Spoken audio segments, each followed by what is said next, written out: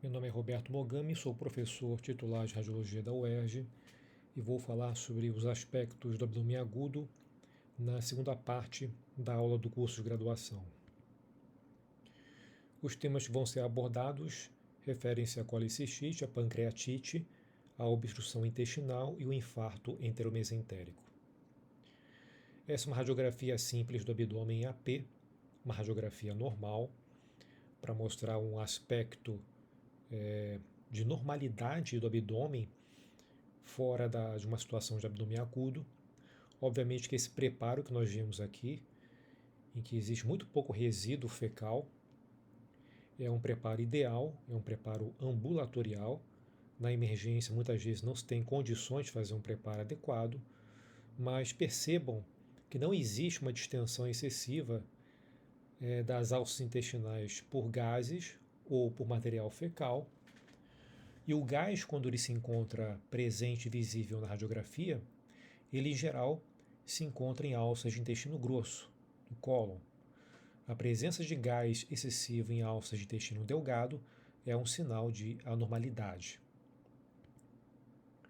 Falando sobre a colicistite, o quadro clínico clássico é de dor no flanco direito, muitas vezes intermitente, e que agudiza com forte intensidade.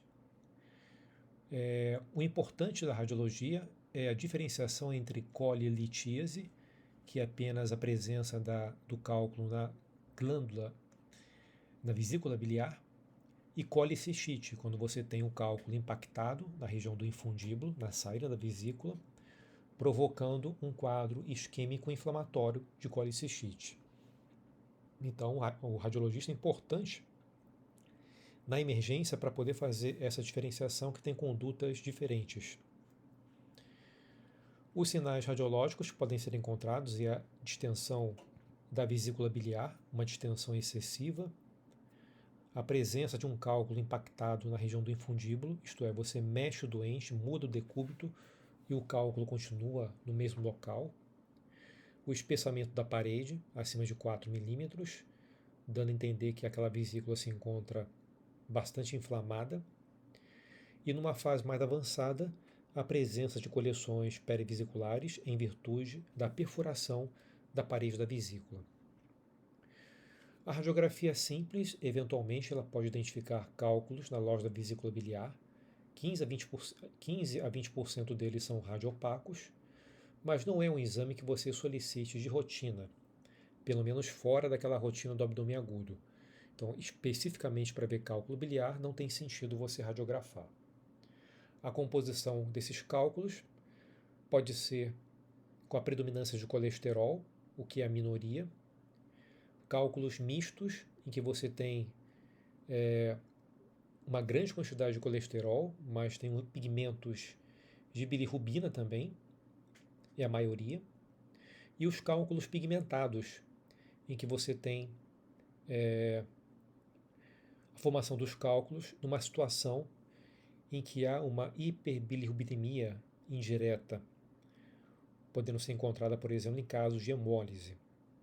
Aqueles cálculos de colesterol e cálculos mistos são encontrados em situações de obesidade, distúrbios metabólicos, situações em que você tem a formação desses cálculos. Esse é um vídeo para mostrar o aspecto na ultrassonografia de uma vesícula biliar normal. Aqui o fígado, aqui a vesícula. Notem que a vesícula ela tem um conteúdo homogêneo, esse conteúdo preto, que a gente chama de anecoico, e a parede ela é muito bem definida e não tem aquele espessamento que eu havia comentado acima de 4 milímetros. Aqui um plano transverso da vesícula e o início a gente viu a vesícula no plano longitudinal. Aqui uma sequência de imagens para mostrar a formação do cálculo no interior da vesícula. Esse paciente ele tinha já alguma sintomatologia no hipocôndrio direito, realizou o exame em julho de 2009 e a vesícula era normal. Ele voltou para fazer outro exame em abril de 2010, no ano seguinte, e a gente já percebia, olha, alguns focos hiperecóicos bem pequenos no interior da luz vesicular, microcálculos. Em 20 de 10 de 2010, observem que esses microcálculos eles se tornam mais numerosos e já com uma certa tendência à confluência. E finalmente, um ano depois, a gente vê formado, olha, um cálculo tradicional com a sombra acústica posterior, característica das imagens densas, das imagens calcificadas em ultrassonografia. Então, toda a sequência de formação do cálculo da vesícula biliar, desde aquela fase em que era normal, microcálculos agregados e um cálculo já maior com sombra acústica posterior. Aqui um outro vídeo para mostrar uma colilitíase, isto é, a presença da calcificação, né, do cálculo no interior da vesícula. Em vermelho a vesícula, em amarelo aqui o cálculo. O paciente se encontra em decúbito dorsal. Observem que o cálculo está aqui mais na parte inferior da vesícula. Esse paciente vai ser mobilizado, vai haver uma mudança de decúbito, ele virou de lado, está em decúbito lateral esquerdo, e observe como a vesícula ela muda de posição com a mudança do decúbito. Então isso é um cálculo móvel, não é um cálculo característico de colicistite, em que ele se encontra preso, impactado. Aqui um exemplo interessante em que o paciente foi atendido na emergência, já com sintomatologia de dor no hipocôndrio direito. Observavam-se vários cálculos, olha, com a sombra acústica intensa posterior e a parede da vesícula com uma espessura ainda dentro do padrão de normalidade. Ele voltou 2 dias depois. Notem que os cálculos continuam ali, obviamente.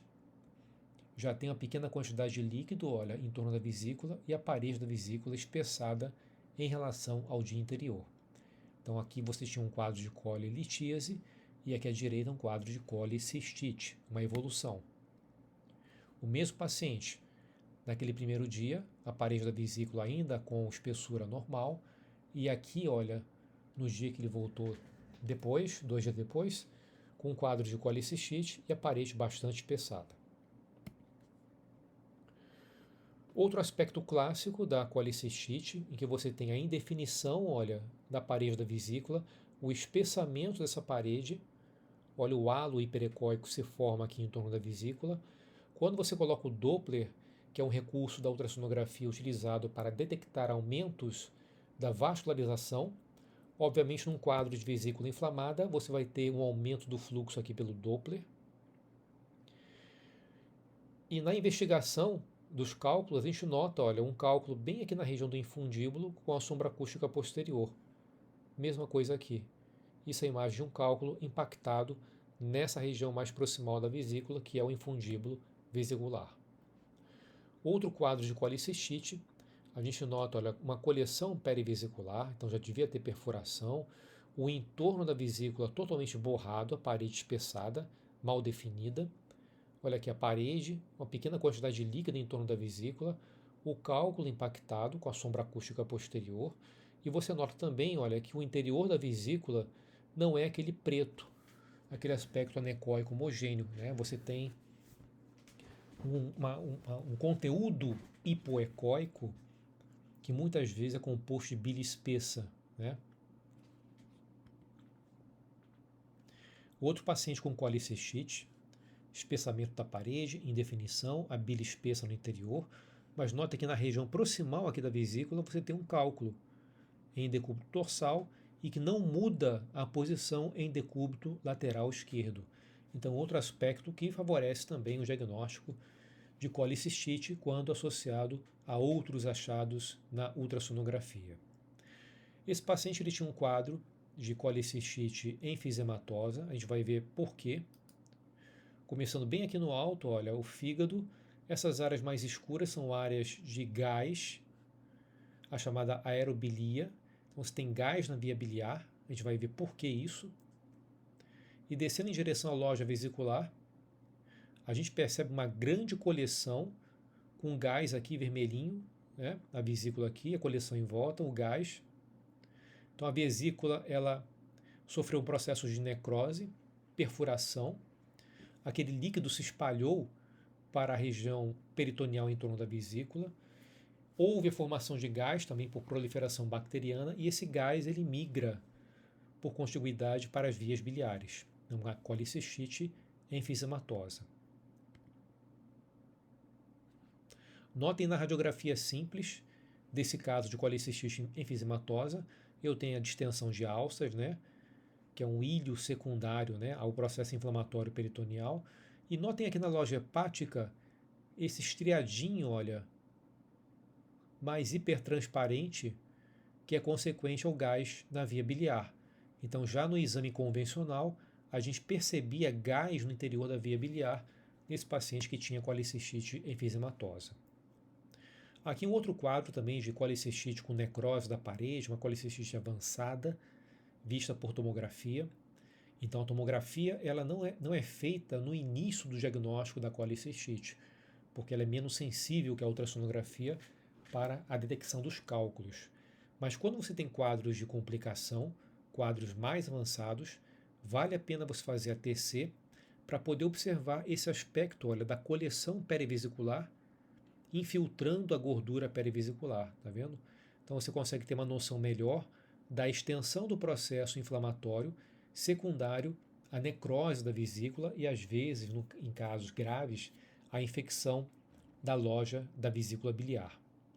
São dois cortes coronais, a coleção na loja da vesícula, se espalhando, olha, para a região do peritônio. O mesmo caso, mostrando aqui, olha, uma grande coleção na loja vesicular, um cálculo aqui no interior da vesícula, nesse outro corte mostrando o estômago, e adjacente a ele a gordura perigástrica totalmente infiltrada por uma coleção advinda da necrose da parede da vesícula. Olha aqui. Em verde o estômago, em amarelo o pâncreas, adjacente a eles, olha, essa grande coleção, provoca até uma certa estenose aqui da transição do estômago para o duodeno, do antro para o bulbo duodenal. Aqui o cálculo biliar e a coleção em volta. Tomar cuidado nos pacientes que fazem quadros de dengue com comprometimento abdominal, porque muitas vezes na dengue você tem um espessamento da parede, como se vê aqui, mas sem que haja um comprometimento da vesícula biliar. Então, os pacientes que têm dengue, espessamento da parede, isso é muito comum e não deve ser confundido com quadros de colicistite. Paciente que tem ascite, aquele líquido ele também pode infiltrar em torno da loja vesicular e simular quadros de espessamento, que não devem ser confundidos com colicistite. E pacientes que têm hepatite também podem apresentar um pseudoespessamento da parede, que pode ser, de forma equivocada, confundido com a colicistite. Passemos agora aos quadros de pancreatite. Vou falar sobre a pancreatite aguda. 80% dos casos está ligado ao álcool e à colilitíase.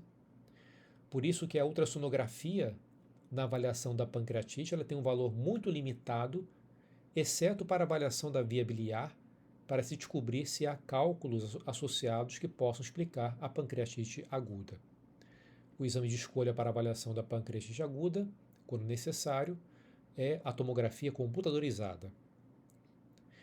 A forma aguda da pancreatite pode ser dividida em uma forma intersticial, edematosa, ou numa forma grave, necrótica.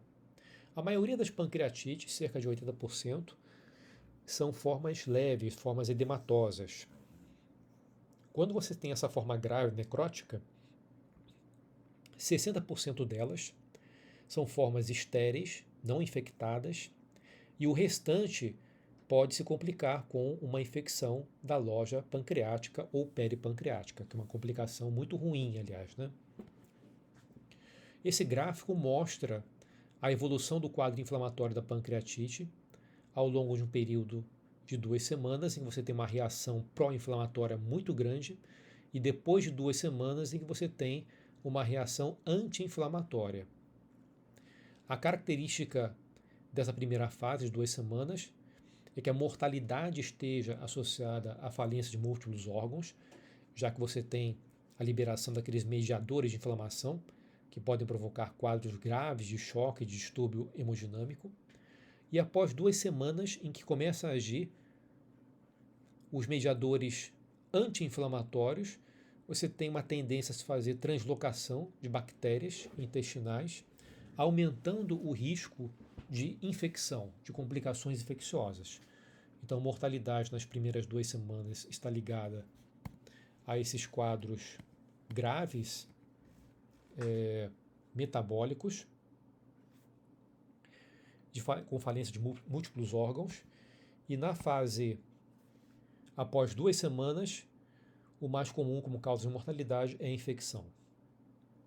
Nós temos aqui uma tomografia em corte axial, normal, em que você vê aqui o pâncreas, que é localizado no chamado retroperitônio, isto é, a cavidade por trás da cavidade peritoneal.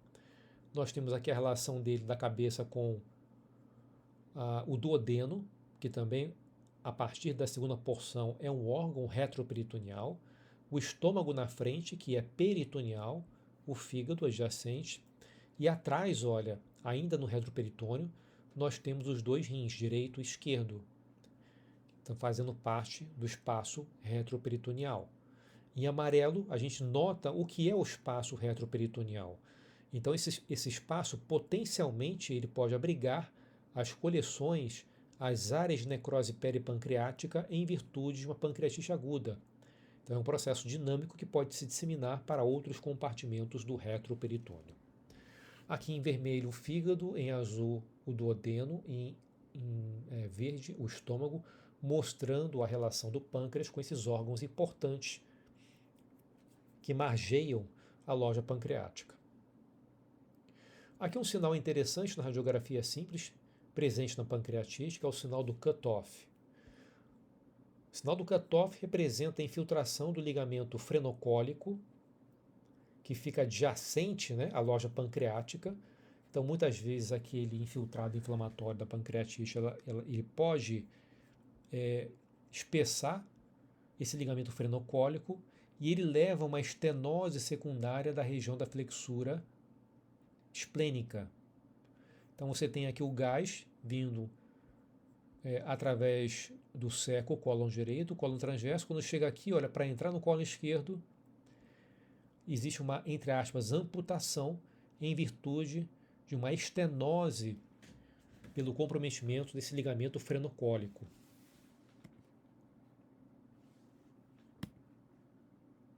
Um outro sinal presente na radiografia simples e que pode estar associado a quadros de pancreatite aguda é a chamada alça sentinela, em que você tem uma alça parética, você tem um ilho, né?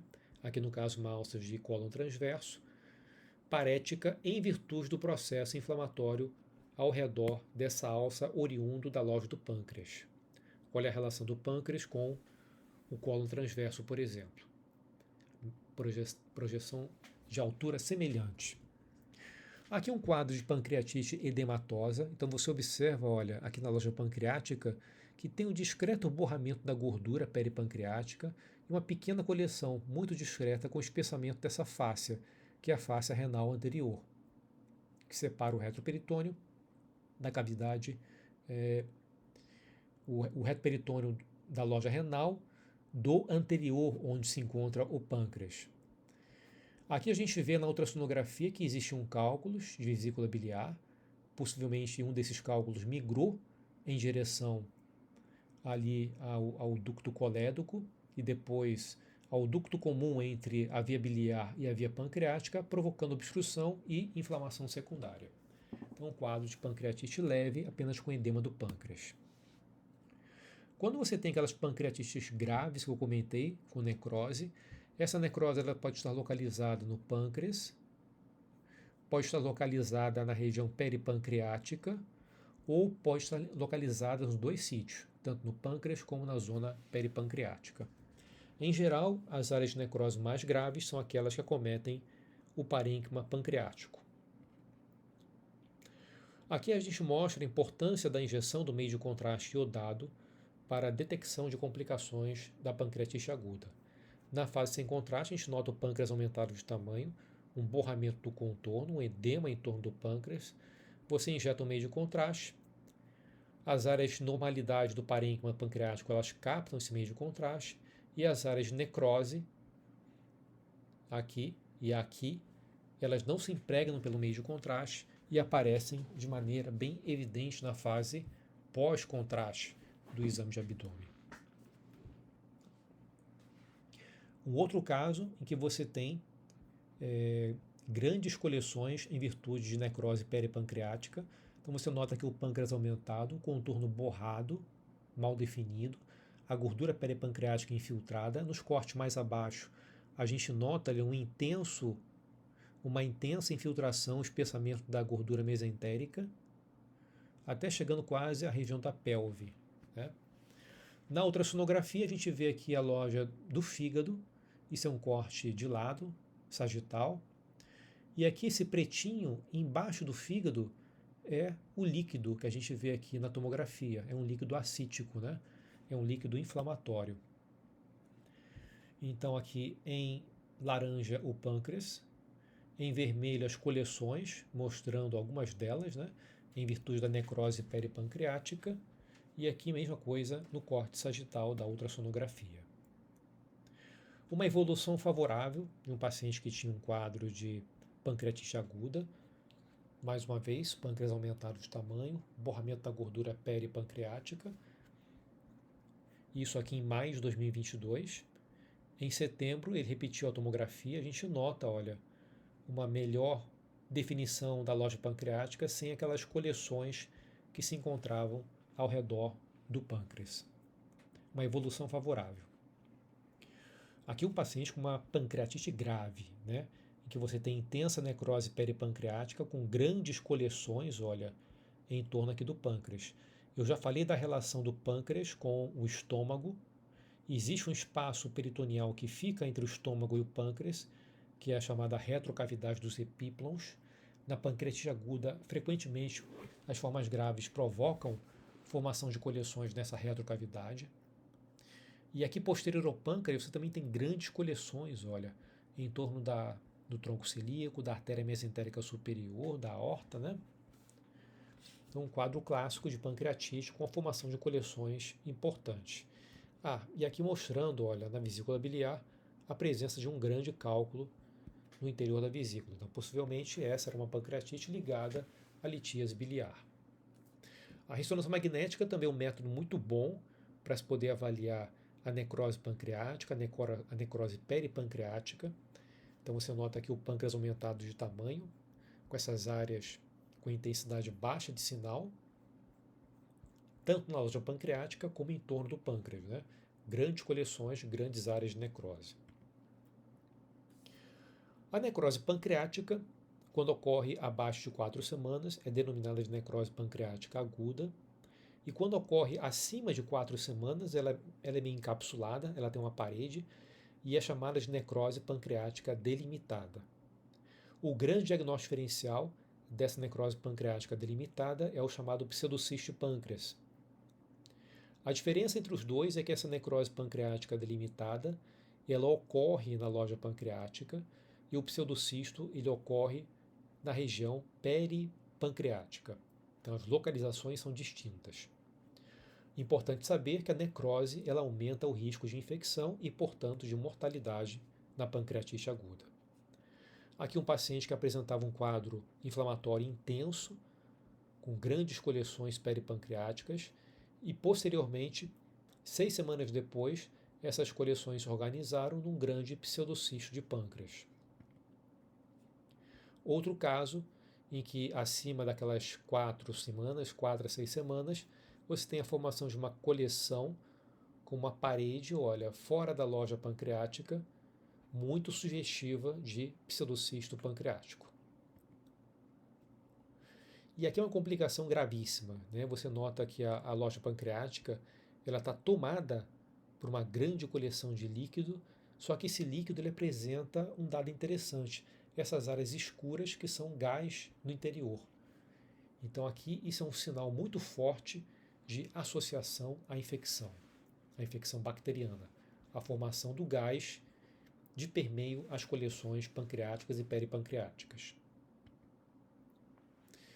Aqui uma outra forma de pancreatite, oposta à forma aguda, que é a forma crônica, está muito ligada ao alcoolismo, em que você tem um pâncreas diminuído de tamanho, muitas vezes com uma ectasia do ducto de Wirsum e a presença do que nós chamamos de calcificações no parênquima, né? Coisa que você não encontra na forma aguda. Essa é uma imagem, é um vídeo de ultrassonografia mostrando aqui entre as células vermelhas o pâncreas, né, com deformação da arquitetura e calcificações de permeio. Vamos ver o vídeo então.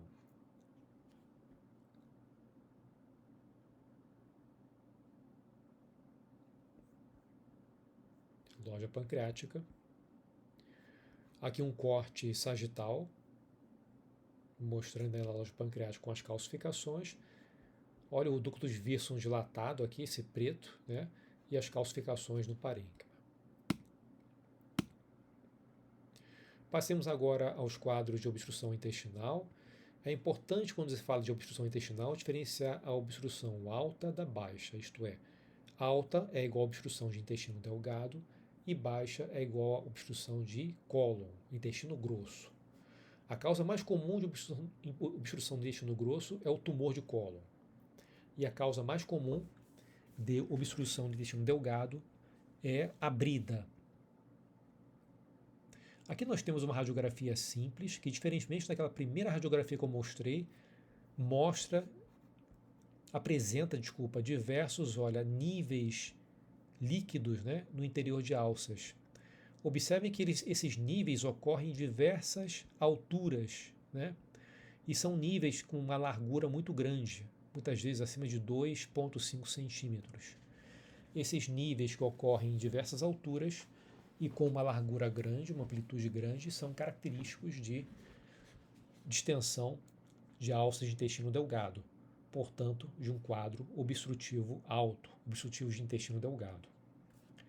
Outro quadro de obstrução de delgado, a gente nota, aquele aspecto de empilhamento de moedas, que são as diversas pregas do intestino delgado, que são as válvulas coniventes, bem finas, juntas umas às outras, formando um aspecto de moedas empilhadas. Notem também a localização dessas alças. Elas têm uma localização mais central. Diferentemente das alças de intestino grosso, que elas são mais periféricas, formando uma moldura, e elas têm um preguiado mais grosseiro, que é o preguiado das austrações. E, em geral, o calibre da alça de intestino grosso ele é bem maior do que o calibre da alça de intestino delgado que nós vimos aqui. Um outro caso de obstrução de intestino delgado, mas com um dado interessante. Notem essa área aqui, mais densa, com um aspecto moteado de permeio. Isso em criança deve fazer levantar a suspeita de um bolo de Ascaris, levando à obstrução intestinal. Então aqui você tem projetado na região do hipocôndrio direito e região do flanco, né, uma área de aumento de densidade com aspecto moteado secundário a um bolo de Ascaris, um bolo de vermes ali. Outro aspecto de uma obstrução de intestino delgado. Essas bolinhas aqui são pequenos níveis gasosos no interior de alças, com líquido no seu interior, alças distendidas, dando aquele aspecto de colar de pérolas. Então, o sinal de colar de pérolas é um sinal presente na obstrução do intestino delgado. E a gente pode ver isso também na tomografia. Olha aqui. Obstrução alta, distensão da alça de delgado, aquele aspecto fininho das válvulas coniventes e aquelas bolinhas pretas consequentes ao gásinho que fica em cima do nível líquido, dando o aspecto de colar de pérola.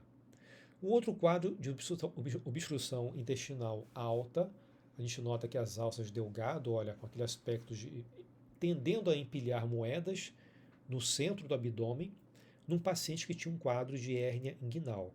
Então, às vezes, a alça passa pelo orifício da hérnia, fica encarcerada, não volta, muitas vezes sofre até isquemia e leva à parada do trânsito intestinal em virtude do encarceramento dessa alça. Na tomografia, aquele aspecto, né, do colar de pérolas, com as alças de delgado bastante distendidas. Um outro quadro de obstrução alta, a gente vê aqui pelo plano coronal da tomografia, as várias alças de delgado distendidas, Secundárias, olha, há uma herniação umbilical. Um segmento de alça herniou aqui pelo orifício da hérnia umbilical e ficou preso, o que levou à interrupção do trânsito intestinal. As hérnias ingnoscrotais, isto é, uma hérnia inguinal que se estende até a região do escroto, elas também podem cursar com quadros obstrutivos intestinais de Delgado. Esse aqui é um caso interessante, é um vídeo. Muitas vezes, aquele paciente que tem um quadro de colilitíase, ele apresenta um cálculo que pode perfurar a parede da vesícula e, por meio de uma fístula, chegar até o interior das alças de Delgado. Então a gente vê que é um paciente que tinha um processo inflamatório crônico da vesícula biliar. E um desses cálculos, ele migrou por meio de uma fístula, olha, estava aqui, para dentro de uma alça intestinal de Delgado e levou a um quadro de obstrução, que nós chamamos de ilho biliar. Então você tem aqui o cálculo interior da alça intestinal, várias alças de Delgado dilatadas, e aqui a loja vesicular vai aparecer de novo. A vesícula com a parede espessada, tem gás na parede, né, já que perfurou e formou a fístula, e o cálculo migra para dentro da alça de Delgado e leva à obstrução. Passando agora para as obstruções de intestino grosso, olha o calibre dessa alça, como é diferente da alça de Delgado. Nota que não tem aquele aspecto de empilhamento de moedas. As austrações são pregas mais grosseiras. E notem que esse aspecto moteado, olha, no interior de uma grande alça de intestino grosso, possivelmente o cólon sigmoide, muito distendida. Uma luz com um calibre muito maior do que aquele encontrado nas alças de Delgado. Isso é um fecaloma que ficou impactado e levou à parada do fluxo do conteúdo intestinal. Um outro paciente que tinha um quadro de obstrução intestinal baixa. Olha aqui o aspecto da alça de intestino grosso dilatado. Não é aquele preguiado fininho da válvula conivente, é um preguiado de austração. E olha o calibre dessas alças, como é um calibre muito mais avantajado, né, em relação àquele das alças de Delgado. Esse é um aspecto clássico de uma condição denominada de volvo, no caso aqui um volvo de sigmoide, isto é, aqueles ligamentos que ficam na região mesentérica e que provocam e causam a estabilidade das alças de intestino. Às vezes eles podem sofrer uma rotação anômala, esse ligamento pode sofrer uma rotação anômala, a alça roda junto e muitas vezes sofre um processo de torção, como se vê aqui. Essa imagem de U invertido, consequente a um volvo de sigmoide. Olha o aspecto aqui também na tomografia, a distensão excessiva do cólon sigmoide, com esse aspecto de U invertido. Né? O mesosigmoide que foi torcido se encontra aqui, né? E leva à torção secundária da luz da alça intestinal. Esse quadro, o paciente ele tinha, olha, uma distensão de alças de intestino grosso. Olha o calibre das alças. E quando chegava na região do cólon esquerdo, quase transição para sigmoide, olha aqui o espessamento da parede. Grosseiro, aspecto agressivo, né? Olha o corte transversal, como ele está ocluindo praticamente toda a luz e explica esse quadro obstrutivo baixo. Então era um paciente que tinha um tumor de cólon e que cursava de forma associada com obstrução intestinal baixa. Passando agora aos quadros de infarto intramesenterico. São quadros em que você tem uma dor súbita e desproporcional aos achados clínicos. Então você bota a mão no abdômen do paciente, é um abdômen flácido, sem grandes achados no exame físico, mas o paciente ele reclama de muita dor, uma dor desproporcional ao exame físico do paciente. Esse infarto é consequente a um êmbolo para os vasos da região mesentérica, a um trombo, isto é, um coágulo formado localmente ali na região do intestino, ou por baixo fluxo vascular. Situações, por exemplo, de insuficiência cardíaca, de choque, com redução importante da volemia Isso pode levar a um baixo fluxo vascular e o infarto secundário. Essa trombose ela pode estar associada a alterações autoimunes, a situações em que você tem uma hipercoagulabilidade, também pode acontecer fenômenos trombóticos locais. E como causa embólica, um trombo que se desprenda, por exemplo, de uma artéria coronária e migre em direção a um vaso mesentérico, levando a infarto intestinal.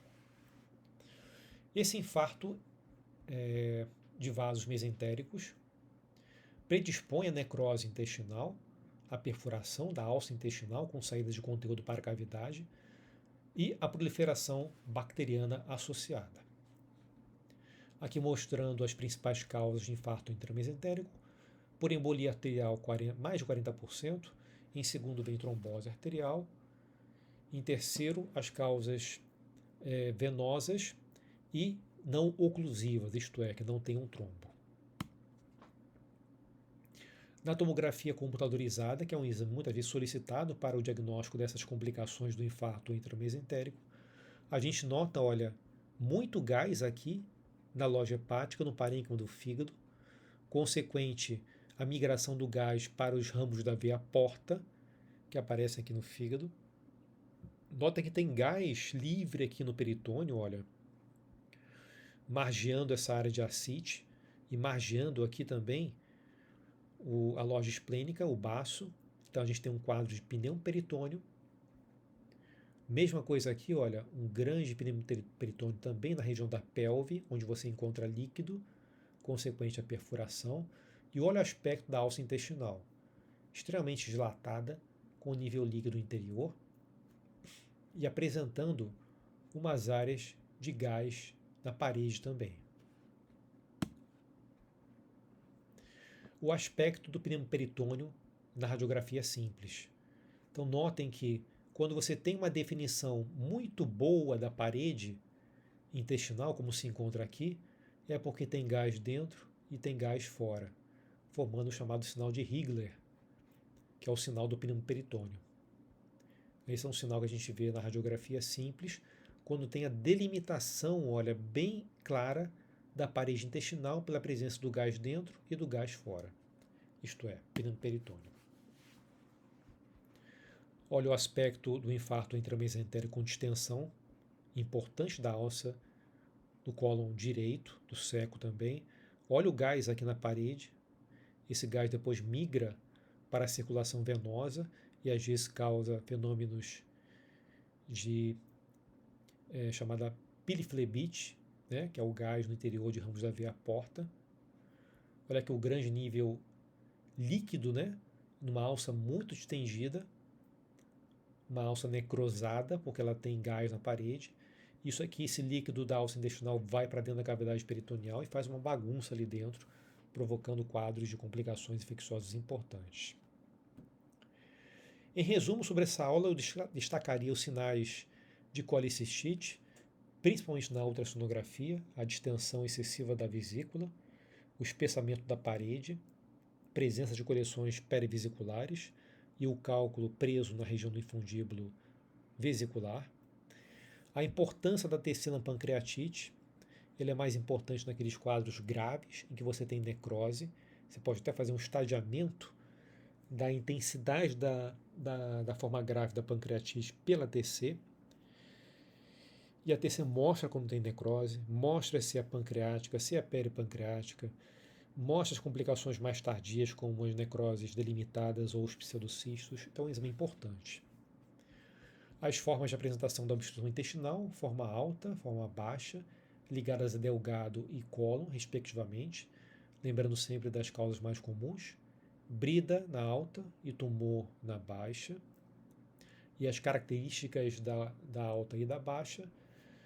A alta, você tem aquele aspecto de pilha de moedas, né? Um preguiado muito fininho nas válvulas coniventes, a alça com calibre bem reduzido não, mais reduzido do que alças de cólon, e a localização mais central. No caso da obstrução baixa, as alças dilatadas são mais periféricas, o calibre é maior do que das alças de intestino delgado, o preguiado é mais grosseiro, das chamadas austrações. e o aspecto da TC no infarto intramisentérico, em que você tem distensão de alças, você tem gás na parede da alça e você tem pneumoperitônio, que é a fase mais avançada, já que ocorreu perfuração de alça com saída de conteúdo para dentro da cavidade peritoneal. Agradeço a atenção de todos.